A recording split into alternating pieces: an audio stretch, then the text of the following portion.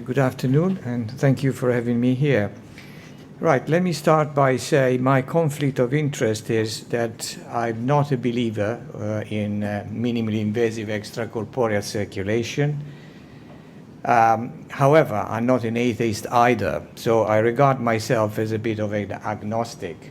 And in fact, until I joined the Hammersmith in 2010, I had no interest whatsoever. I didn't even know what a mini circuit was, more or less. I'm not sure why this moved by itself. And it was there then I met John Anderson, and I started to see what he was doing. So I became very interested because I thought perhaps there is something which is worthwhile looking into here. However, the first things I noticed was that there was a lot of confusion. And the confusion was mostly related to the fact that what is a mini bypass is how long is a string, how long is a piece of string. It can be anything you want. And you could go for something which was so minimal, which was almost dangerous, to something which was so maximum, which was like running an ordinary cardiopulmonary bypass. So since I had the benefit of having lots of statisticians and clever people, I said, can you just tell me what is being done, what is known about this field and this area? This is unpublished at the moment, but effectively the clever people look at as many as 3,500 papers. Out of these 3,500 papers, in the end, they came to the conclusion that only less than 40 were worthwhile looking. And this is the problem, because each of these papers are, in the majority of the case, a heck of a mess, because there are no primary endpoint, there is no sample size, it's just everybody's done something. However, when you take this into account and you're trying to make some sense out of it, I will just show you one or two of the results. This, for example, is any blood transfusion in relation to circuit types. And as you can see, I don't know, the one of you who are not familiar, this is called a plot in which you got, if the diamond is on this side, is favoring mini CPB, if it's on this side, is favoring the conventional cardiopulmonary bypass. So there is a tendency of a reduced transfusion. But if you want to be cynical, since you know which patient is coming who's had a mini bypass, as an anesthetist, you may decide not to transfuse him, or as a cardiac surgeon, so just to be cynical. This is complication and mortality. And again, it starts to be quite convincing, I have to say, because there seems to be less mortality, less atrial fibrillation, myocardial infarction, and even stroke. However, you have to take all of this with a pinch of salt. Now, was I convinced by all of this? Was suddenly struck by, St. Paul on the way to Damascus? The answer is no, and I'm still not. And the reason why people are not convinced is quite simple. And it is because, really, we haven't established as yet the validity of this system. Now, why is that? Why are we doing this? Now, there are all sorts of reasons, and I'll try to give you some of those. The main thing is that surgeons are very conservative. They don't like to change anything. So if you suggest you want to change somebody's clinical practice, you better have some pretty good evidence of this. And usually the evidence have to come from big study, possibly randomized, because observational study have got serious limitation, and they need to be constructed in a way that you can convince people that you've done the right type of investigation. Now, the other thing is there is also an inconvenience, because anything you do new, you have to learn how to do it. Now, in the UK, we are particularly bothered by the fact that I'm afraid we have to report the results. So each of us is very cautious in what he's doing, because there have been cases which have ended up in the newspaper, on the Sunday newspaper and so forth. So there is a reluctance, whether we admit it or not, to do anything too new and too innovative. And of course, when you do this, you need to have a situation where, as we heard, it's not just the surgeon or the perfusionist, it's a team effort. So you need to convince and bring a lot of people together. And the final thing is you have to also provide, and you're going to save some money, because at the time where, again, I'm referring to the UK, the NHS is strapped for cash. If you say, I want to use something which costs a lot more, you may find that your financial manager will not very keen on the idea. So if I had to summarize a little bit, what is the problem? The problem is in all these studies have lacked standardizations. We don't know what a mini CPB is. We don't know what cardioplegia people use, what patient were used, what the endpoint were, and so forth.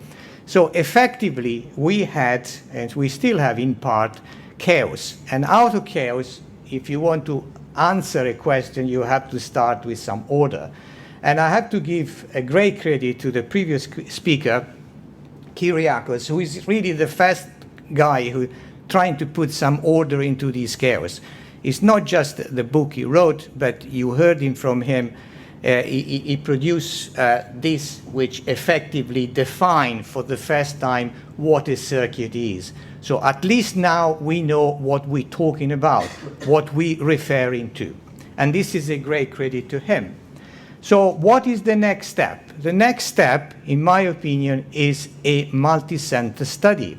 Why is that? Because as surgeons, generally, we are regarded as a little bit of a comic opera. This was a famous editorial in The Lancet several years ago and said, surgeons, they just tell you what is good, but there is no evidence in the majority of the case of what they do is actually being validated. And this is what we really need to do. You heard earlier on, this is the study we want to do. It's called COMEX, which is virtually conventional versus minimally invasive extracorporeal circulation in patients having cardiac surgery. Now, the primary endpoint, there have to be a composite endpoint because complication in heart surgery, not many people die. So if you look at mortality, 1 or 2%, you want to reduce it by 100%, you need 20,000 patients. So you have to find something. And those primary endpoints were taken from our study, the TITHER-2, which was one of the biggest studies conducted in this country with 18 UK centers looking at transfusion. So as you can see, we will look at mortality, MI, stroke, gut infection, kidney, severe acute kidney injury, intubation, tracheostomy, and so forth. But we also want to then look at secondary endpoint. And here is when it becomes a little bit difficult because in order to look at secondary endpoint like blood transfusion, you have to have some degree of blindness because we all been there. When we believe in something, we tend, willingly or unwillingly, not to be, let's say, honest. So if there isn't a system by which you've got criteria, if you want to prove that A is better than B, maybe in the case of A you don't transfuse, you prepare to accept an hematocrit lower, whereas in the case of B you will accept a higher one, and so forth. And this is really what is important when you're trying to design a clinical study of this nature. And also if you want to look at cost or if you want to look at hospital stay. When you look at hospital stay, the question is who decides when the patient go home? If I go around and I like treatment A, say, oh, I think he should go home, it looks good enough. If I'm, on the other hand, I see a patient with treatment B, I may say, oh, give him another day to get better. So we calculate all of this, or the clever people have calculated all of this, and come up that since the 15 to 18% was the primary outcome which he experienced with the tither, we reckon that now we're going to need, I should say, about 3,500 patients. You already saw these slides. This is what is going to be about. And we will have patients having coronary surgery, but also aortic valve surgery and a combination of aortic and valve surgery. Some units are not familiar with using this, for example, in valve. It doesn't matter. We will be happy to enroll units who use whatever their expertise is. There are some limitations, like we expect in a unit or a surgeon to have done at least 50 cases before he does embark in the study. And this, again, is the intention is to recruit about 30 centers not only, it wouldn't be possible in the UK anyway, but the idea is mostly throughout Europe, because we want to prove that if there is some benefit, is something which is reproducible, and also with some center in Canada and the USA. And again, this virtually summarizes again what I told you earlier on. We're looking at primary endpoint, but also at secondary endpoint with particular emphasis on cost. I think in heart surgery, we reach a stage where we have to do something. We have to innovate because we're risking to be extinguished. One of my good friends used to say, if you send a surgeon and a cardiology to Mars and they come back 4 years later, the cardiology won't know where to start because it's all changed. The surgeon could start working again the following day because nothing has changed. So this is really the game, innovation. And I think the Society of Minimally Invasive Extracorporeal Circulation is given this opportunity, and I very much hope that we'll be able to get this off the ground.